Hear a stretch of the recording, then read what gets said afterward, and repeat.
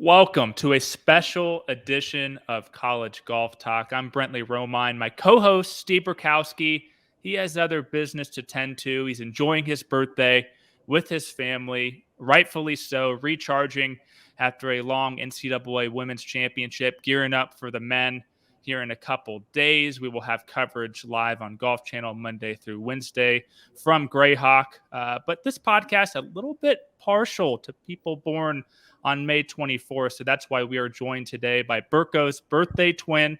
After making a special announcement of her own earlier today, Rose Zhang, greatest female amateur of all time, in my opinion, and the opinions of many. She's now a professional golfer. She's going to make her pro debut next week at the LPGA's Mizuho Americas Open at Liberty National. Rose, happy 20th, and thanks for joining. First off, how's it feel that this day is finally here? You're a professional golfer. Yeah, thank you so much for having me. It's been an incredible journey. It's been an incredible ride.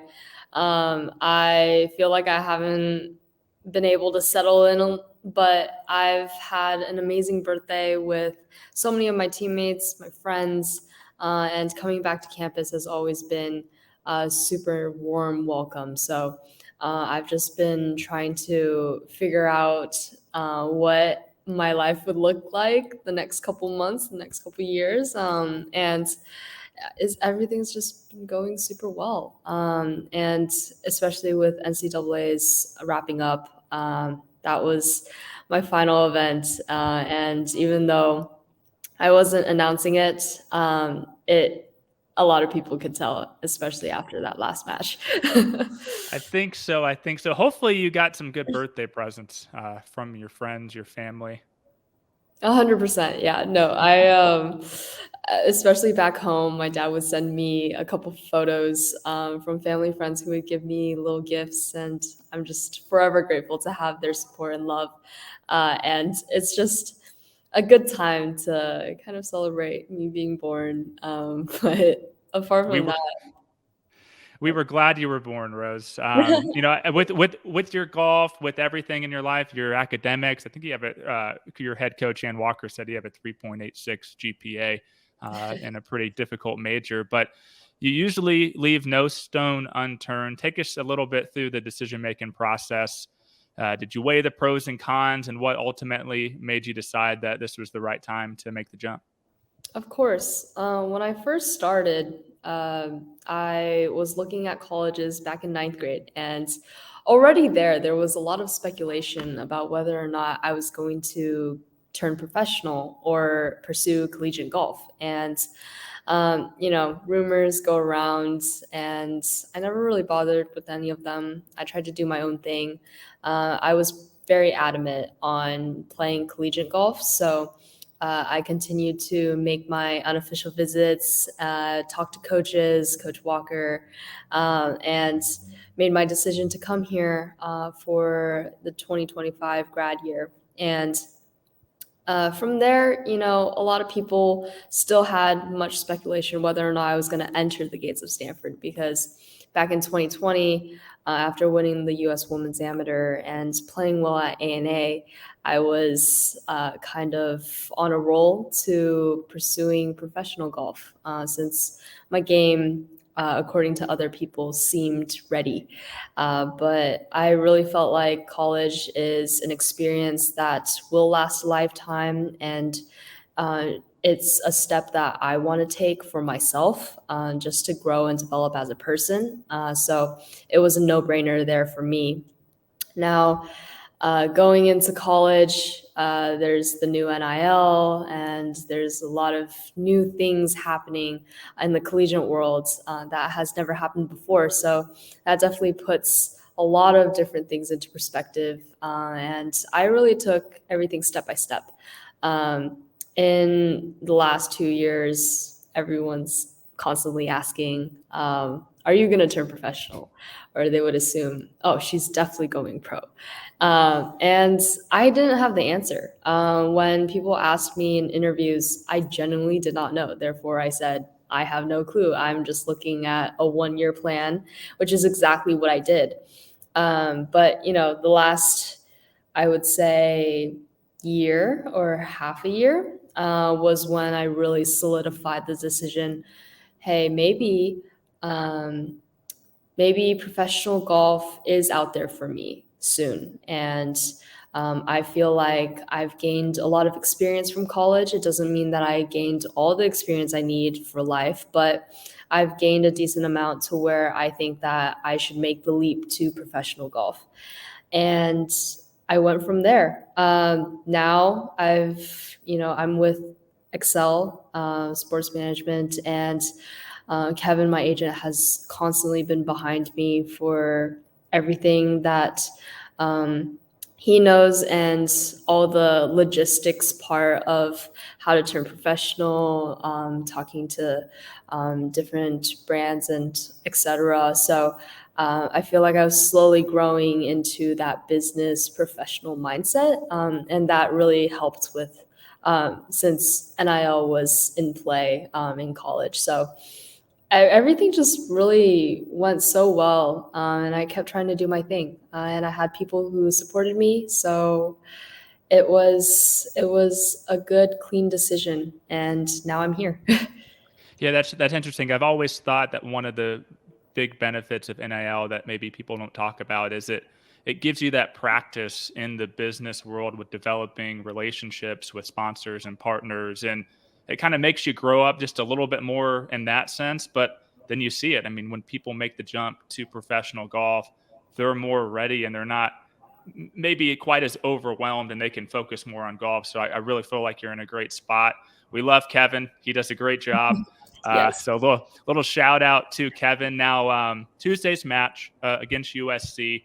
Obviously, it was a long week. You admitted you were a little bit gassed, as we all were. But I was impressed afterwards. You know how you handled it. There were some tears. I know it was a bittersweet moment, but there was a lot of smiles, and the way you handled yourself in the aftermath. You still had to do interviews. You stuck around. Why? Can you explain why there was so much joy kind of exuding from you?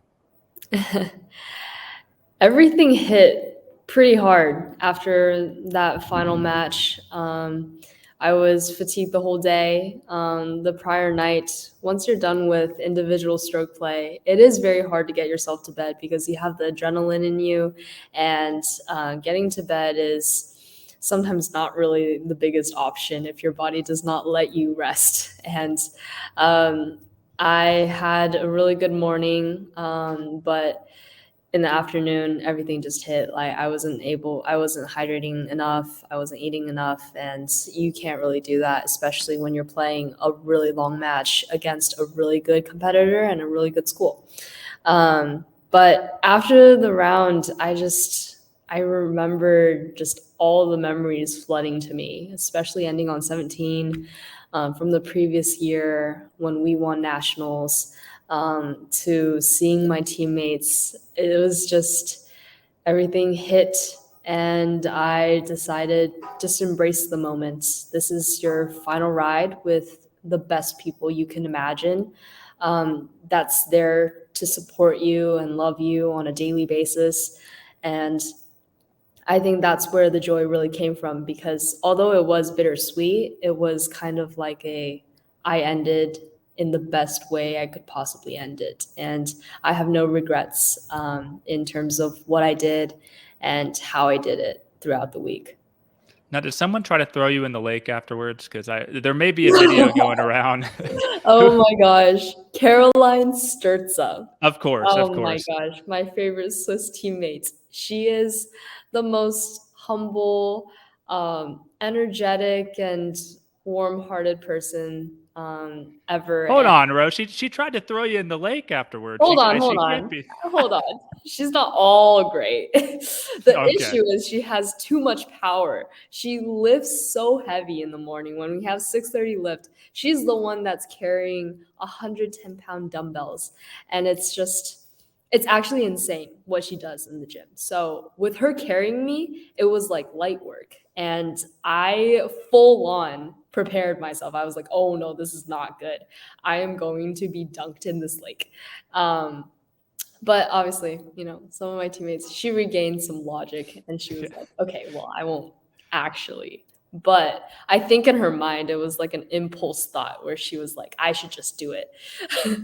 Because the water Smart. was dyed. So I don't think that would have been ideal. Yeah, it seems that artificial splash cannonball isn't. Smarter heads did prevail, thankfully. Now I'm going to read some accomplishments. I know you're as humble as they come, so it probably makes you a little bit uncomfortable to hear all this. But 12 wins, 2 NCAA individual titles, a team title last year, the winner of the Grand Slam of women's amateur golf with the Augusta National Women's Amateur, Girls Junior, Women's Am, and I'd throw the World Amateur Team Championship in there. That's a huge deal. Now, I said you're not one to brag, but hearing all that, what goes through your head, as you look back and just how maybe grateful you were that you were put in the position to have the talent to achieve all that.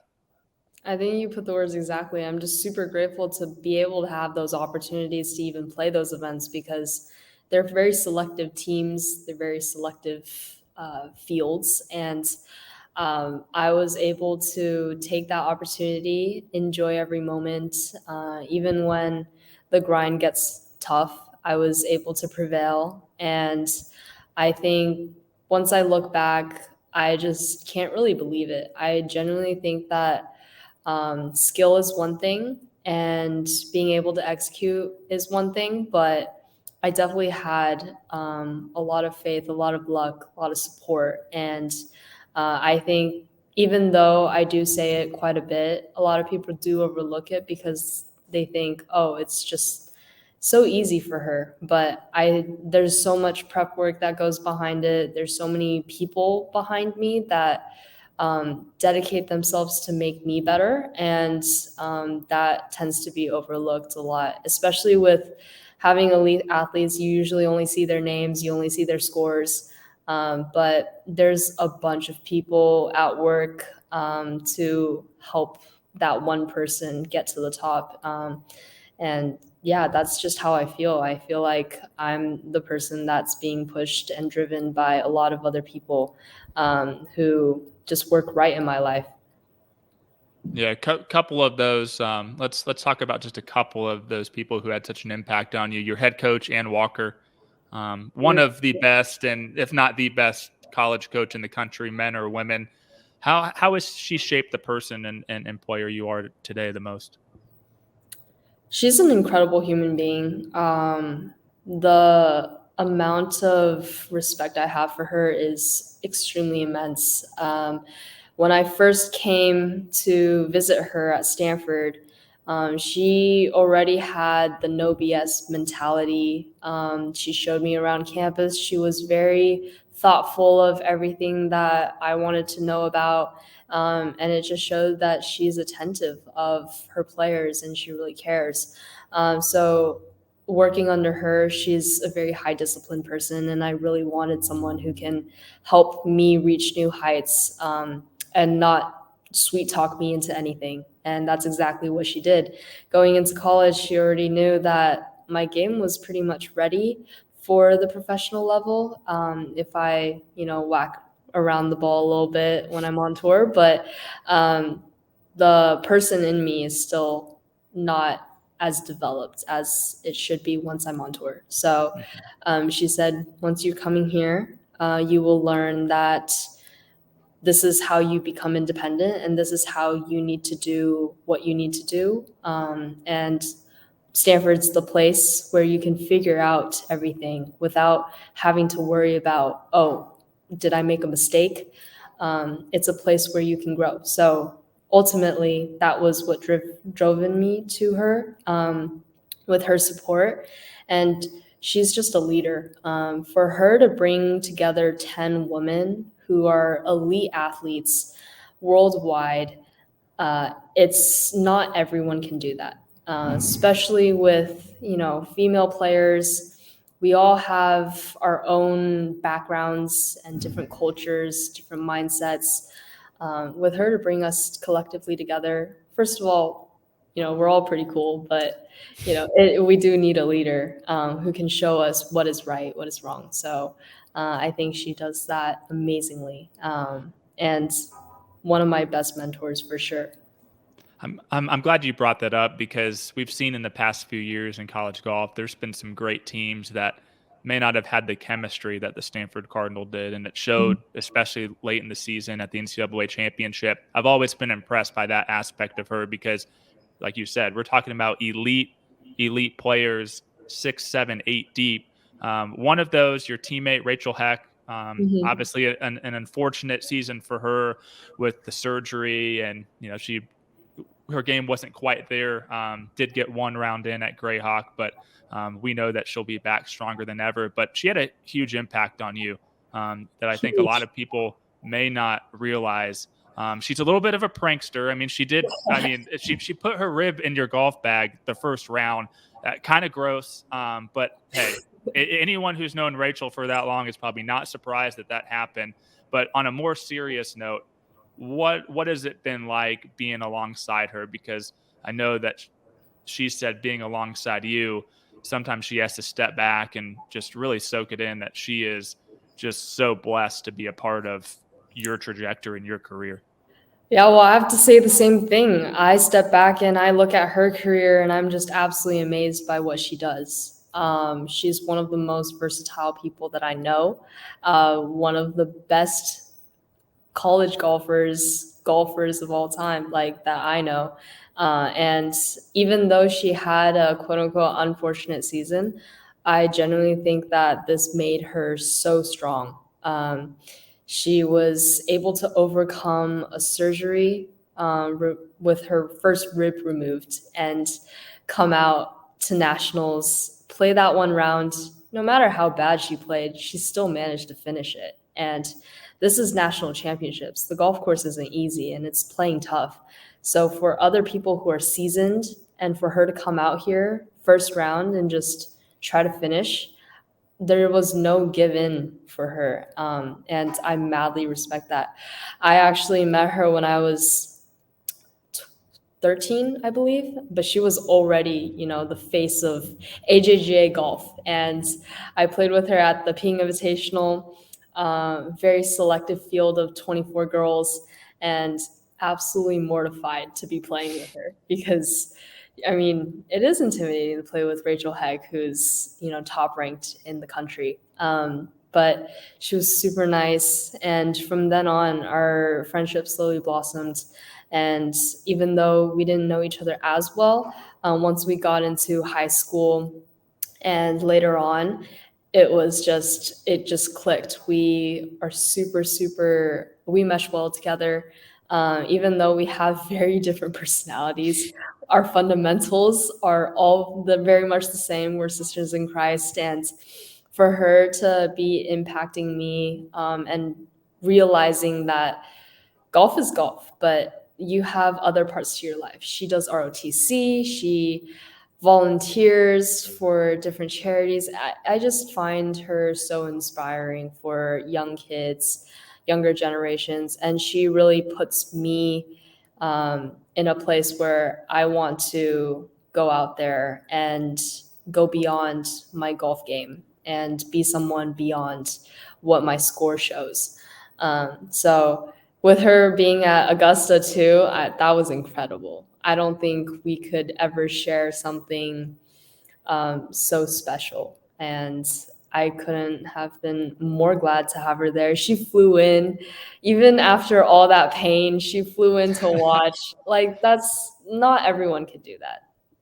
Yeah, I mean, she made sure to bring all her painkillers. She gutted it out. Oh my God, it's The crazy. thing I remember most about her when she was 14, we played together in a junior am at the Annika, and she had this big head of hair. It was curly. It was all Oh over yeah. the place. And she made 18 pars for a junior am team. And I'm like, can you at least, throw in a few birdies there to help us out?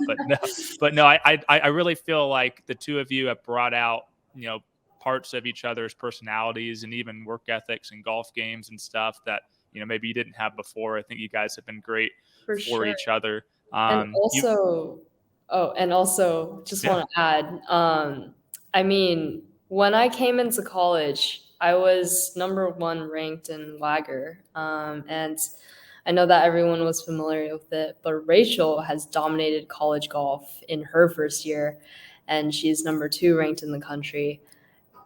it's very normal for us to be competitive. Like, we could have very much been jealous of each other. We could have very much been like, Could have okay, I been want to take you frenemies. down. Like, I don't really care about you as a person. I just want that number one spot. But that's so opposite of everything that we were. And that was just astounding. Like, I definitely felt that from her. I felt the love and genuine care, and vice versa. I hope that she thinks that. So, So we couldn't welcome you on the podcast without a little goat talk, a little greatest of all time. I know that's your favorite thing to talk about, but just reminding our listeners the parallels between you and Lorena Ochoa with winning 8 of 10 times, 12 times in a career. Um, your careers have been so similar, but you won 2 events that she didn't. College golf and especially the women's game, a lot deeper now. She's obviously great in her own right, but I think your head coach said it. Opposing coach Justin Silverstein at USC said it. A lot of people have said it. You have had the best female amateur career, but with that responsibility comes a lot of demands for your time, demands that Lorena never had with NIL and sponsors and media. Mhm. You know, asking to be on podcasts and people coming to Stanford to do video documentaries and all of this stuff. And you've probably said no a couple times somewhere, many moons ago, but you always seem to say yes. We talked about this a couple days ago, but how have you balanced all of those demands, all of that time while still, you know, working on your golf game and trying to be the best player that you can? Yeah, it's difficult, especially in this day and age. Media is a huge thing. And being a public figure, knowing that your golf game propelled you to be in a position where a lot of people want to know about you and want to see what's going on inside your head and by everything. It does require a lot of time. I've learned, especially after freshman fall, that I can't stretch myself too thin. So while I did say yes to everything in the fall, I still, had to learn, okay, I burned out a little bit and I need to take a step back, understand that this is not sustainable and I need to figure out what works right for me, figure out my schedule with practice because I was a hardcore practicer, understanding that I need my massages, I need my PT, and needing my time to be with people around me to socialize. It took a lot of practice and it took a lot of mindfulness. And I think, especially with me going into professional golf now, that's going to be the same transition. I transitioned from junior golf to college golf, understanding that dynamic, but now from college golf to professional golf, that's another step. So I'm very much aware that there's a lot of responsibilities that these LPGA Tour players have, and that's why they're elite players. But I just enjoy the process for the most part. I have people around me who are always like, "Oh, that's so cool!" Like, they always uplift me, and I realized that, hey, the things that I'm doing are cool. And I very much enjoy doing it. So I'm going to keep on taking my time and doing so, even if it does sacrifice a little bit of my rest, or a little bit of my excess time, to just relax. So I think for the most part, I've been pretty out and about, but it's the lifestyle that I love. Yeah, it's definitely better than not being around people, right? I mean, people are great, and you treat people the way that I think everyone would like to treat people. 22 wins since the beginning of 2019. Uh, Actually, you broke Wagger on Monday. I was trying to look at some results, and Oh, Wagger was down. So I think you, with your 22nd win in the last 4 years, you officially broke Wagger, but it's back up. You've obviously showed up at college events, amateur events, as with the biggest target on your back. Everyone expecting you to win.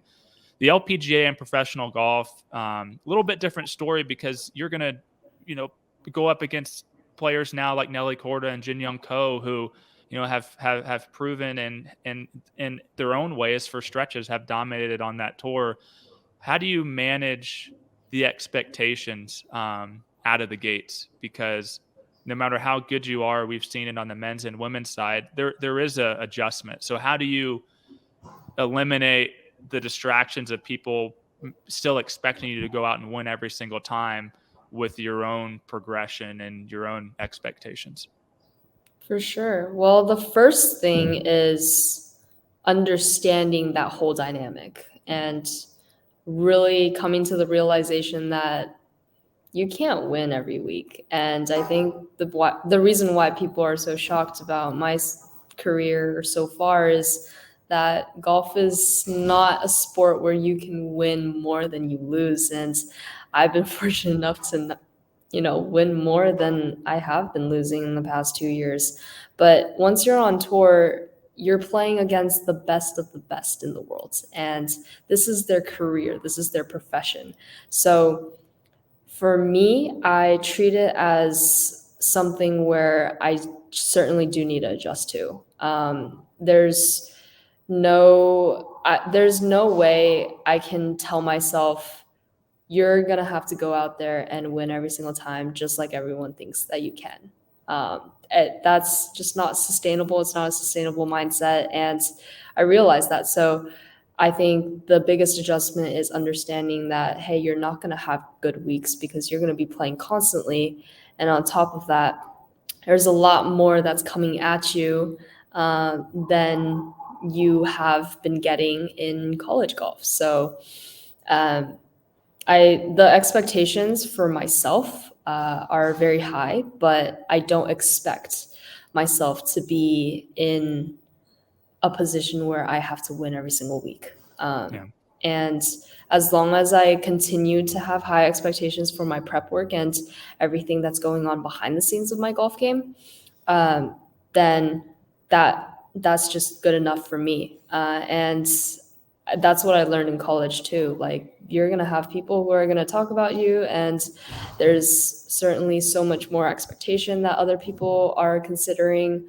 But you don't have to put their expectations on yourself. Only as long as you treat other people well, you do your thing, and you make life simple, then, that's just how I want to live my life. And I think that's the most sustainable, especially when I'm on tour. Yeah. Let's close with a couple quick hitters, just to kind of sum up your personality, your golf career. Oh What boy. what was your most memorable trip in college for a tournament? Oh, Hawaii, Nanea. Yeah. That was incredible. So fun. Yeah, our teammates, it was just a blur. Like, the entire week, every single day was just funny. And we would be out in the middle of the ocean on this random floaty, just trying to like battle each other and throwing each other in the water. Like, that's just something that you can't really forget. So That's brave of you. I would be afraid to be out in the ocean in Hawaii. I've seen too many shark movies, Rose, to do that. Best win just in terms of how you felt you played. Oh, It could be amateur as well. how I felt I played. Like just the best the tournament where you brought your best stuff and you won. Huh. I will say, wow, I can't really say, because every week, low key, I was struggling. I've been, Relatively, Roast. Relatively struggling. I would have to be grinding. And I will say, actually, the first year, freshman year, when I played Stanford intercollegiate, it was a very solid week. I felt like I was in the groove of things, and it was our home event. So that was the time where I felt most comfortable, especially the final day. I was just cruising. And then your toughest competition in amateur golf, the player who you showed up at a tournament and felt Mm, like, even if I play well, this player could beat me. player. Hmm. Obviously, I would argue Rachel Heck, just Yeah. because she's always up there, especially when if she's healthy, she's a force to be reckoned with. Um, there's a bunch of other players, I mean, but the sport is deep. the You're sport talking is about, very deep. I can name so many players, just out of the bat.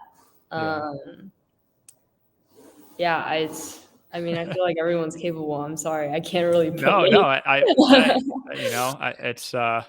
it's a deep game. And so let's close. Last Mhm. question with someone who's been the most influential in your life, your dad, from caddy to, shuttle driver to, you know, venting target, bouncing stuff off him, just a source of love. Can you just sum up what your dad has meant to you in your golf career? One of my biggest supporters, and he's been with me through thick and thin. He's taught me everything I've known since I was little, and he sacrificed way more than I know, to allow me to be in this position today. When I just started golf, he already quit his job to support me on a fully basis. He had so much faith in me. That I can make it and I can pursue a sport like this. And even if I don't play well, he's someone who, disciplines me, but also supports me and keeps on allowing me to push through. But at the same time, even when I'm playing well, he keeps me very grounded. So he would tell me, why'd you hit that shot? Why'd you go in the water? Why'd you hit it long? It would be it would be the most simple things, but he's just been there since day one. And that's not something that I will ever take for granted. And yeah, I think he's definitely shaped me into the person that I am today. Rose, congrats on a great amateur career. Good luck next week and Thank you. many years after that. It's really been an absolute pleasure to cover you. Look forward to seeing what pro golf has in store. So go kill it. I appreciate it. Thank you.